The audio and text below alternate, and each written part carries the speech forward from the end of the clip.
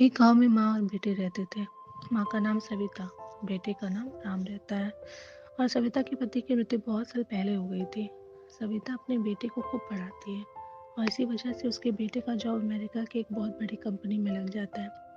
राम धीरे धीरे उस कंपनी का मैनेजर बन जाता है और वहाँ पर ही एक लड़की से शादी कर लेता है। एक दिन कंपनी में बहुत बड़ा नुकसान हो जाता है, तो वहाँ का मालिक राम को पूरा नुकसान भरने को कहता है। राम बहुत परेशान होता है, तो उसकी पत्नी बोलती है क्यों ना गांव का जमीन बेचकर नुकसान चुका दिया जाए।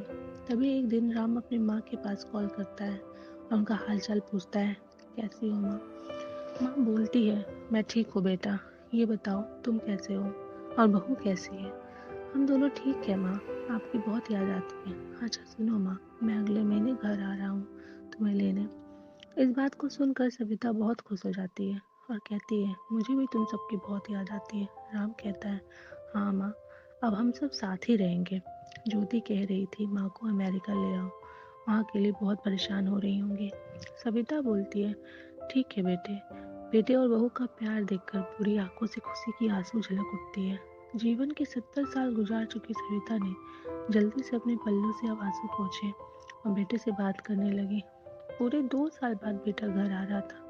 बूढ़ी सविता ने मोहल्ले भर में ये खबर सबको सुना दी। सभी खुश थे कि चलो बुढ़ापा चैन से बेटे और बहू के साथ गुजर जाएगा। राम अकेला आया था। उसने कहा कि माँ हमें जल्दी ही वापस जाना है, इसलिए जो भी रुपया पैसा किसी से लेना है वो लेकर रख लो और तब तक मैं किसी प्रॉपर्टी डीलर से मकान की बात करता हूँ। माँ ने पूछा, मकान क्यों बेच रहे हो बेटा, ये तुम्हारे पिता की आखिरी निशानी है। तो राम कहता है, माँ अब ये मकान बेचना पड़ेगा, वरना कौन इसकी देखभाल करेगा, हम सब तो अब अमेरिका में ही रहेंगे। तो सविता भी क्या करती, वो बेटे की बात मान जाती है और मकान बेचने को तैयार हो जाती है। बूढ़ी सविता अपने आंसू भरे आंखों से मकान के कोने कोने को ऐसे निहारती है जैसे किसी और बच्चे की खोज कर रही हो। राम को जितना भी मकान का दाम मिला उसी दाम में मकान बेच दिया। सविता ने कुछ जरूरी सामान समेटा जिसे उसका बहुत ज्यादा लगाव था। राम टैक्सी मंगवा चुका था।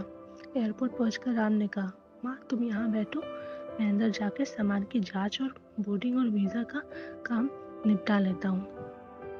ठीक है बेटे। सविता वहीं पास की बेंच पर बैठ गई। काफी समय बीत चुका था। बाहर बैठी सविता बार बार उस दरवाजे की तरफ देख रही थी जिससे राम अंदर गया था, लेकिन अभी तक बाहर नहीं आया। सविता सोचती है कि शायद अंदर बहुत भीड़ होगी। सोचकर बूढ़ी आंखें फिर से टकटकी लगाए देखने लगती है। अंधेरा हो चुका था। एयरपोर्ट के बाहर भीड़ भी कम हो चुकी थी। वहां खड़ा एक ऑफिसर आके सविता से पूछता है, माँ जी किससे मिलना है। तो सविता कहती है कि मेरा बेटा अंदर गया था टिकट लेने, वो मुझे अमेरिका लेकर जा रहा है। सविता ने घबरा कर कहा। तो ऑफिसर कहते हैं कि अंदर तो कोई पैसेंजर नहीं है, अमेरिका जाने वाली फ्लाइट तो दोपहर में ही चली गई। क्या नाम था आपके बेटे का, ऑफिसर ने सवाल किया। राम। सविता के चेहरे पे चिंता की लकीरें उभर आई। ऑफिसर अंदर गया और कुछ देर बाद बाहर आके बोला, माँ जी आपका बेटा राम तो अमेरिका जाने वाली फ्लाइट में कब का जा चुका।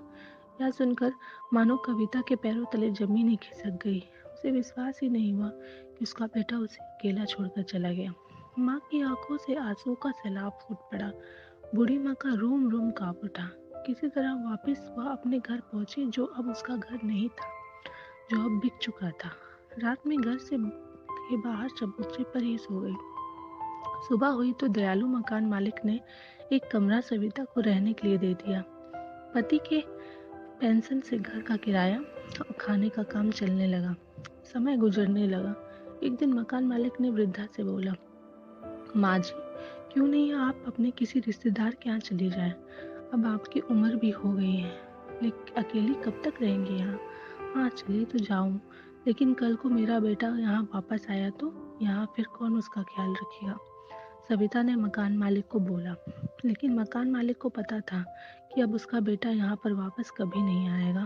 फिर भी मकान मालिक कुछ नहीं बोला।